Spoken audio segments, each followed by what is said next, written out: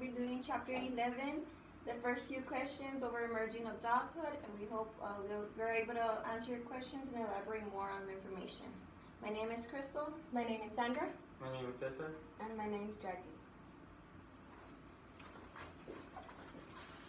Can we?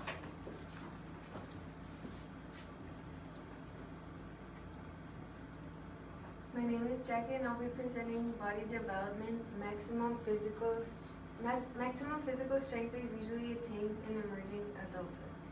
Emerging adults usually have strong and healthy bodies.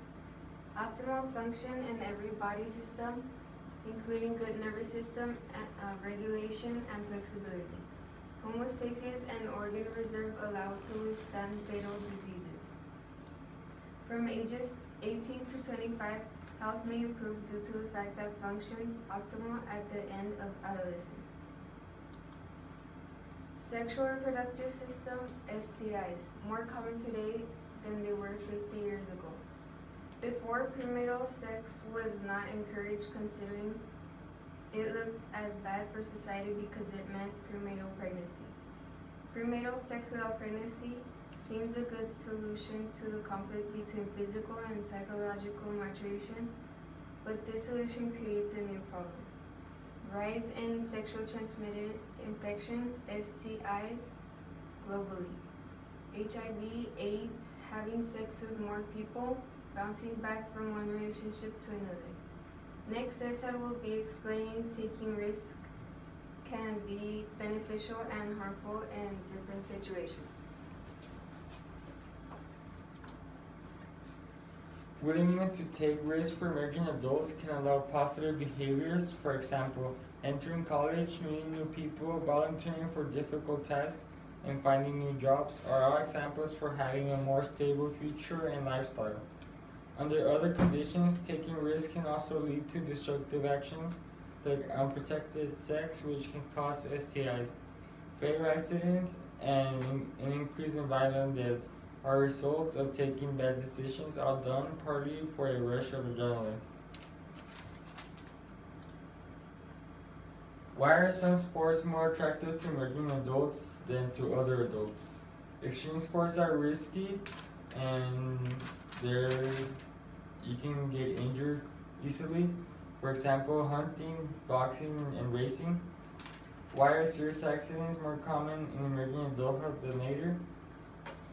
Emerging adults tend to take more risks, causing more accidents that send them to emergency room than any other age. Next, Crystal will be explaining stereotype threat and post-formal thought.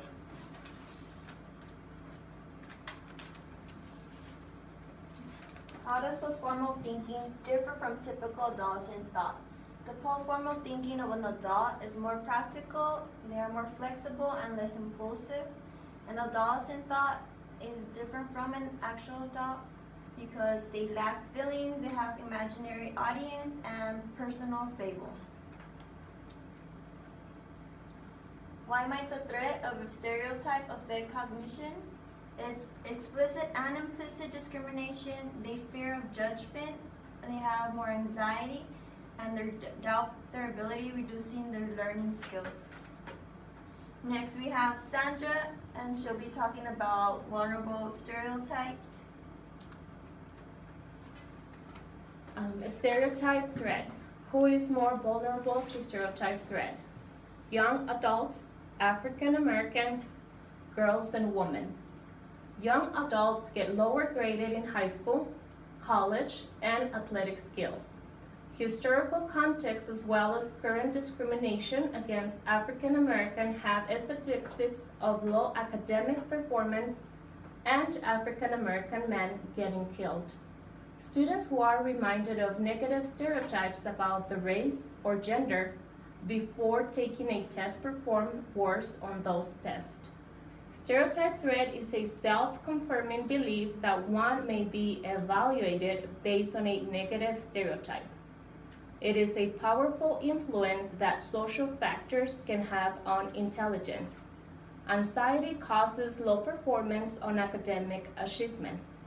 African American and Latino students enrolled in college or female students in math and science courses score much lower on tests when reminded beforehand of their race or gender. Girls are bad at math. You come from a poor neighborhood, so you'll never do well. Oh, you're a student athlete? Yucks are so dumb. Boys aren't creative. You can score high on math because you're white, cracker. You are too young. You'll never do as well as older kids. The effects of diversity. In what ways does exposure to diversity affect college students' learning? The most obvious diversity in college worldwide is gender. Diversity of any kind can advance cognition, benefits lasting for years after graduation, acceptance of homosexuality, religion, culture, and socioeconomic status. The majority of the effects of diversity are positive. Students are getting to know and accept different cultures, religion, and sex preferences. We can learn from one another, but first we must have a level of understanding about each other. The effects of college. Many older adolescents seek further education instead of taking on adult responsibilities. Debts and dropouts tend to increase, and this can cause stress in students because tuition rates are higher than ever and may also affect students' college experiences. We have a few videos that will be presenting you guys over our topics. The first one is dealing with drunk driving and how it could affect not only yourself but your family or your peers.